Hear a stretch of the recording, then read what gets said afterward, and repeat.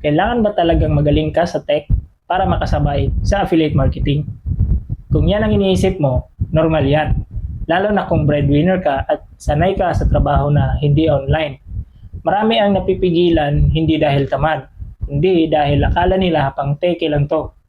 Pero linawin natin, affiliate marketing is not about coding or pagiging IT expert.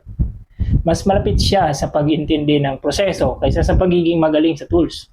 Kung marunong ka gumamit ng cellphone, magbukas ng Facebook o TikTok, manood ng video at sumunod sa mga instructions, then may capacity kang matuto. Hindi ibig sabihin madali agad, pero hindi rin siya exclusive sa techie people.